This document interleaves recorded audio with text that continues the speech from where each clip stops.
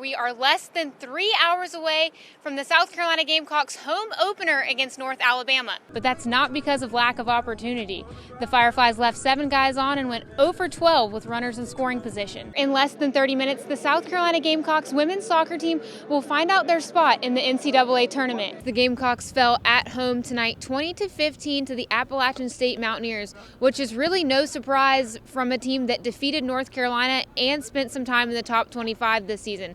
But what is surprising is the smaller Mountaineers held the Gamecocks to only 21 rushing yards on the night.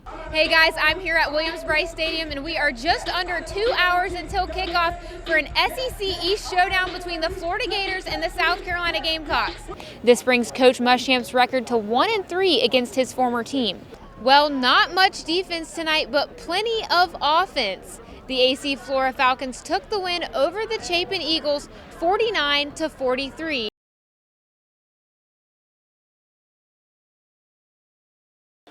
Thanks, guys. I am live outside of Colonial Life Arena where we are less than 3 hours away from the South Carolina Gamecocks home opener against North Alabama. The Gamecocks are led by last season's top returning scorer, A.J. Lawson, who says he's more prepared for his sophomore season. It's the excitement. You can't wait to play. First game of the season, and just all the nerves, all the hard work that you put in during the off season is just about to come and show in front of everyone. A.J. Lawson was named to the preseason All-SEC team voted on by coaches. The Gamecocks lost 2 starters early last season in sophomore guard Justin Minaya and rookie guard T.J. Moss. They were also without transfer Jair Bolden, who had to sit out last season due to NCAA transfer rules. Head coach Frank Martin is obviously glad to have these guys back this season. On Monday, he said he expects this team to have a great season right from the start. If we had approached things this time of year with the same sense of urgency we did once we got the conference play, we would have been in postseason play last year. The Gamecocks missed the postseason last year, finishing with a 17-16 record on the year. South Carolina's late season run left fans like Joe McLean waiting for their return to Colonial Life Arena tonight. I know last year we kind of ended the season well, but didn't quite start it well, so that kind of kept the Gamecocks out of things. But I think with the talent they have coming back, they have a lot of potential this year, so I'm excited to see that. The Gamecocks will tip off here at 7 p.m. tonight against the North Alabama Lions. Madison Thiel will have more for you guys about the upcoming game later on the show. But for now, live from Colonial Life Arena, Summer Huechtker, Carolina News.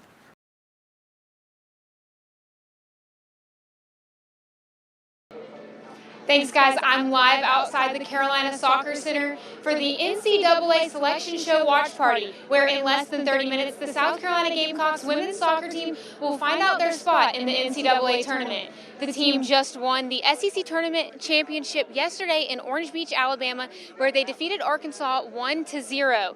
Junior forward Ryan Garris scored the game's only goal in the 27th minute. This win marks the first SEC Tournament Championship win for the Gamecocks in 10 years. The expectation is that the team will be a 1 or 2 seed in the tournament. Stay tuned at 4:30 where we will find out the Gamecocks' fate. But for now, live from outside Stone Stadium, Summer Huechtker, Carolina News.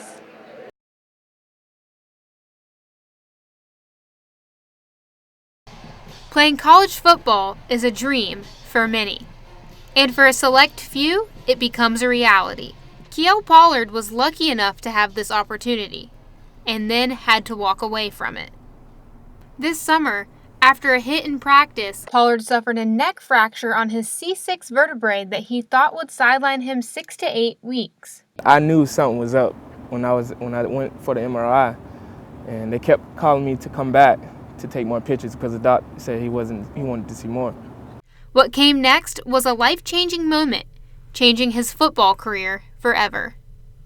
They found that it was a callus on my spinal cord, and it was kind of like blocking up the whole spinal cord. And I wasn't ready for that information. Pat Casey is a physical therapist who specializes in sports injuries. He said the risk of playing with a spinal cord cyst, like the one Pollard has, is far too dangerous. Worst case scenario for him, it's complete paralysis of arms and limbs, of trunk as well.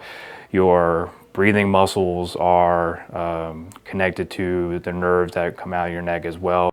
Coming into the 2019 football season, the South Carolina Gamecocks had high expectations for Kiel Pollard here at Williams-Brice Stadium on Saturdays. Pollard was touted as the #1 tight end for the Gamecocks, and coaches said he was one of the most reliable special teams players. Getting the news that he could no longer play the sport he had loved since he was 3 years old was obviously a tough concept to grasp. And 2 months later, Pollard is still adjusting to his lifestyle not playing football. Without the support from my family and my friends and just like the faith, I think it'll get better with them. I think it'll get better. Pollard says another dream of his has always been to be a football coach, and now he's getting that opportunity. He is now a student assistant coach for the Gamecocks, being the coach's right-hand man and doing anything and everything they need. He is still at every practice and every game. While Saturdays in Williams-Brice look a little different now for number 87, some feelings will never change. I still get the feeling I feel like we're going to lose or win. I still get the butterflies in my stomach. Pollard will graduate in December with a bachelor's degree in interdisciplinary studies, and he'll go on to graduate school to be a graduate assistant with the football team and seeking a master's in education technology. For Carolina News, I'm Summer Huechtker.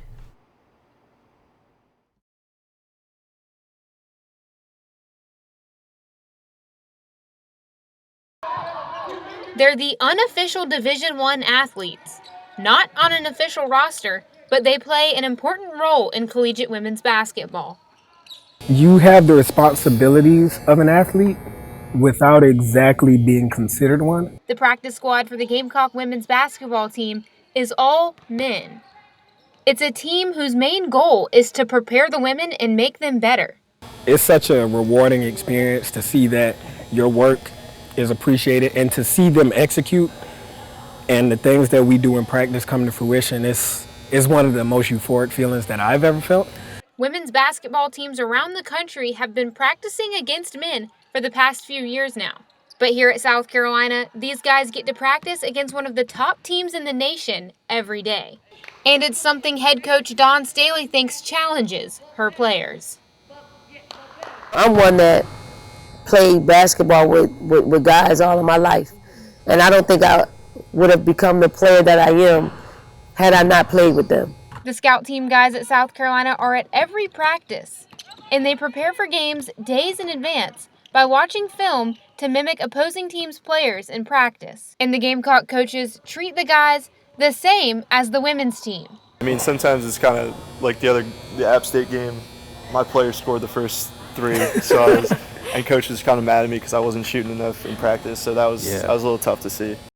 While the men's practice squad might not get all of the same perks as the women's basketball team, they do get recognized for their hard work in practices. When the Gamecock women's basketball team won the national championship in 2017, all of the men on the practice squad got national championship rings.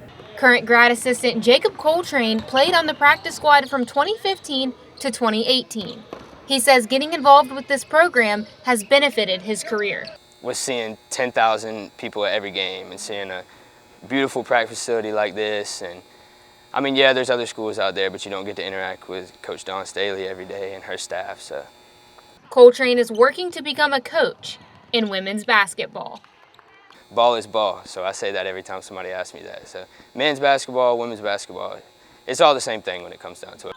These men are proving that women's basketball players, like the Gamecocks, can hang with the guys. It showcases what we can do against guys. And you got some guys out there that really don't think women can play. I would tell him to line up against maybe Asia Wilson and see if you have a chance, or even Aaliyah Boston, Zaya Cook. You can't guard them. And that's exactly what the male practice squad does every day. For Carolina News, I'm Summer Huechtker.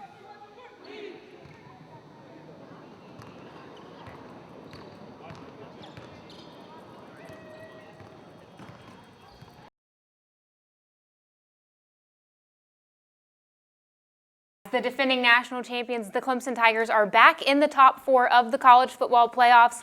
The latest playoff rankings were released last night, and after being left out of the top 4 last week at number 5, the Tigers moved to number 3 this week. This comes after their 55-10 win over NC State on Saturday. And the LSU Tigers took the number 1 spot, knocking Ohio State to number 2. And rounding out the top 4 is Georgia, despite their early loss to the Gamecocks. And while a lot of people here haven't forgotten about that win, they may be trying to forget about the loss to App State. And speaking of re-entering the top 25 this week is App State after their win over South Carolina on Saturday. A lot of questions surrounding Will Muschamp after Saturday's loss, which was obviously a frustrating one for the Gamecocks. Yesterday, Muschamp denied reports that the school was pressuring him to make some changes, and he argued that there have been some positives for the Gamecocks in his time here. Progress that needs to be made is winning football games, so we haven't made that progress. I think over a 3-year period of time, this staff's won more games than any staff has in school history. So we actually have done a couple good things around here, okay? And we've had a very inconsistent year, and I'll continue to evaluate that, and when the season's over, make the decision we need to make moving forward. South Carolina football is off to an exciting start this season. Freshman Aaliyah Boston earned SEC Freshman of the Week honors after leading the nation in blocks per game after opening week. South Carolina takes on Dayton tonight at 7 p.m. in Dayton, Ohio. The Gamecocks are 1-0 all-time against the Dayton Flyers. And Sumter native and Crestwood High alum Ja Morant returns to the Carolinas tonight.